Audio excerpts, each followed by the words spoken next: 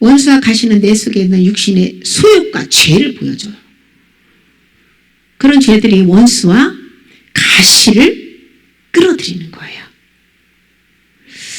밖에 있는 원수를 통해서 내 죄를 발견하고 하나님이 가르치는 메시지를 깨닫고 그 문제를 내려놓아야 합니다.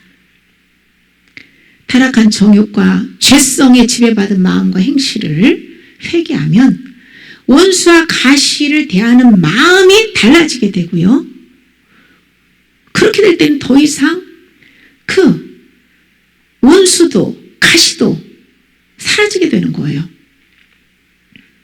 하나님은 왜 원수를 허용하실까요? 그것은 자기를 사랑하고 하나님 자리에 앉아서 내 중심적으로 행하는 죄들을 보여주기 위해서예요. 원수가 내면의 참 모습을 보여줍니다.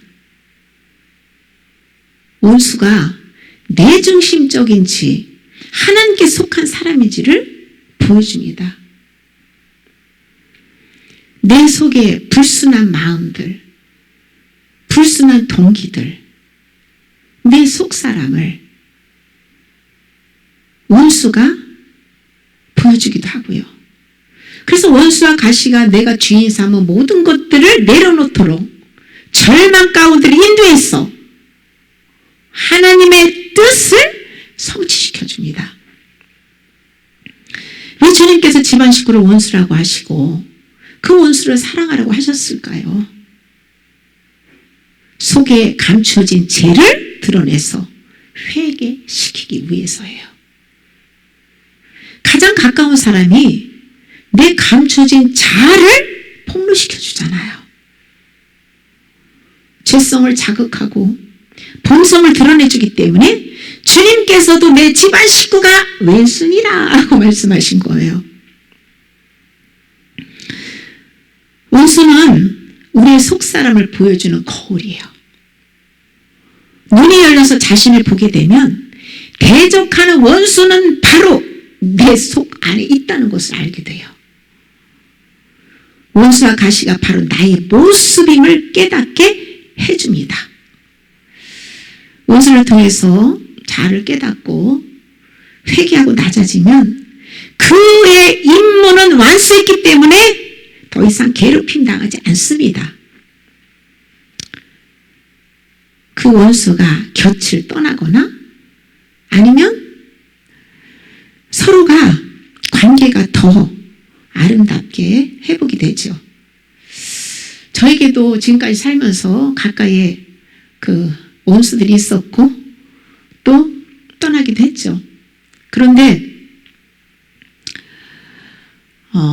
제가 그 원수를 통해서 내 죄를 발견해서 회개하고 유익을 많이 얻기도 했어요.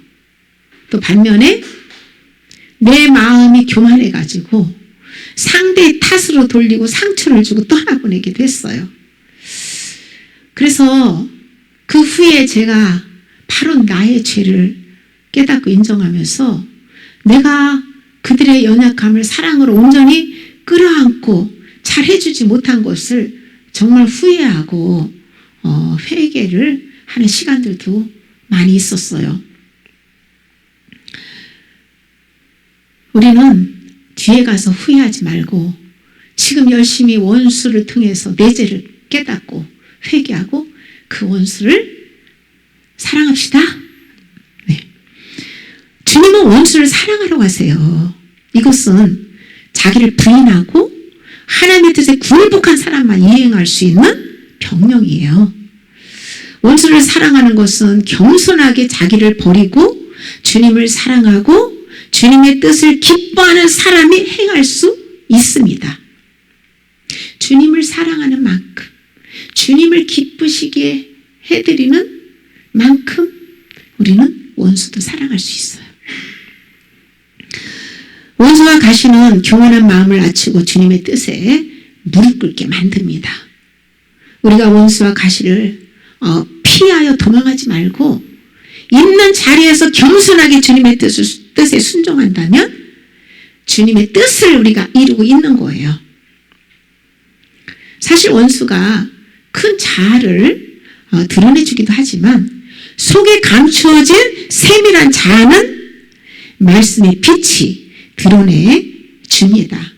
히브리서 4장 12절 13절에 보면 하나님의 말씀은 살아있고 활력이 있어 좌우의 날선 어떤 검보다도 예리하여 영과 혼과 및 관절과 골수를 찔러 쪼개기까지 하고 마음과 이 생각을 판단하고 그리고 이 감추어진 모든 죄들을 다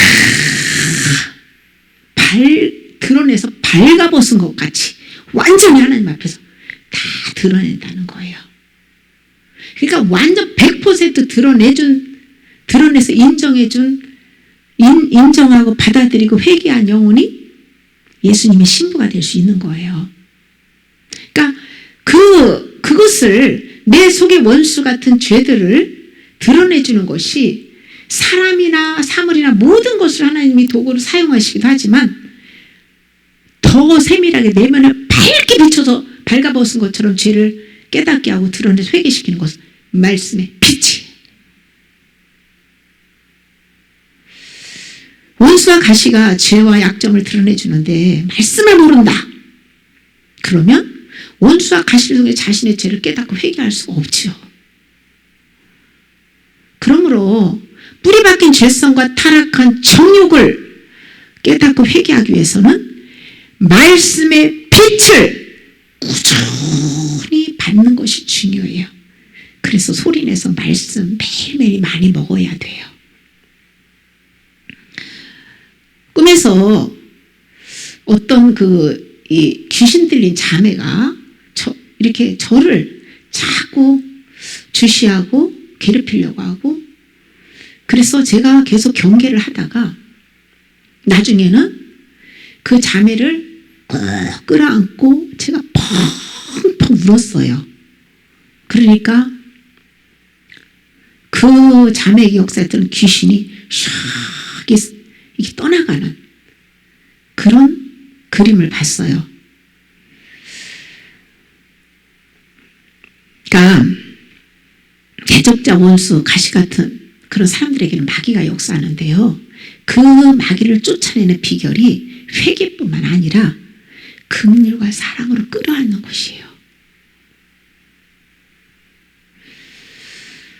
그리고 하나님께 기도해야 합니다.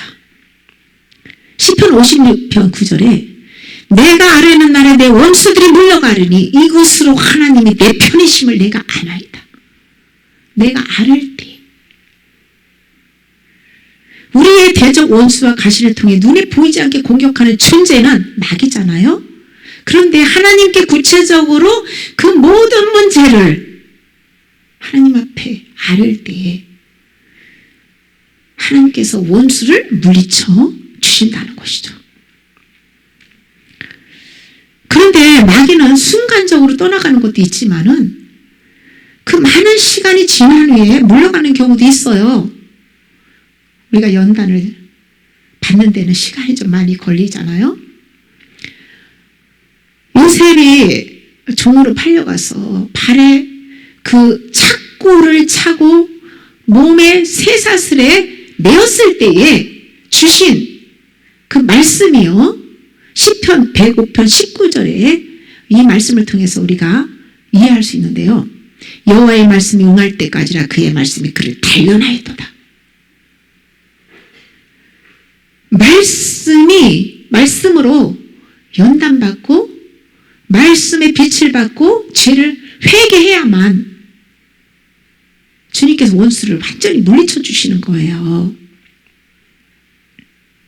그래 빨리 회개하면 빨리 해결되는 거고 빨리 그 죄를 돌이키지 못하고 회개하지 않으면 오래 걸릴 수밖에 없는 것이죠. 원수를 물러가게 하는 것은 먼저 하나님께 기도로 아뢰고 하나님의 말씀 앞에 나를 버리고 주님 뜻에 순종하는 것입니다. 하나님은 원수와 가시를 통해서 우리를 낮추시고 예수님의 아름다운 인격으로 빚어 가십니다. 이 세상에 우연은 없어요. 모든 것은 하나님이 설계하신 뜻대로 이루어지는 거예요. 그러므로 하나님의 뜻대로 나를 빚어주시도록 주님의 손에 전폭적으로 맡겨드려야 합니다. 원수를 통해서 올라오는 분노와 자기 연민과 슬픔과 절망과 도피 등 그 모든 육신의 생각과 감정과 의지를 주님께 매 순간 맡겨드려야 돼요. 그리고 여호와는 나의 목자시니 내가 부족함이 없으리로다 라는 신뢰의 고백과 함께 감사하고 기뻐하며 주님만 바라봐야 합니다. 그러면 하나님은 원수와도 화목하게 해주신다겠어요. 원수와 화목함과 더불어 신령한 하나님의 은혜와 복도 내려주시죠. 하나님은 겸손한 사람과 함께 하세요. 하나님과 언제나 함께 하려면 나를 먼저 내려놔야 합니다. 천국의 신령한 복은 낮은 곳에서만 누릴 수 있어요. 하나님은 겸손하고 통회하는 자의 마음을 소생시켜주고 그들과 함께 하시며 겸손한 자에게 지혜를 주시고 은혜를 베풀어 주세요. 주님의 지혜가 있어야지 원수를 어떻게 대하는지 우리는 깨달아 알 수 있잖아요.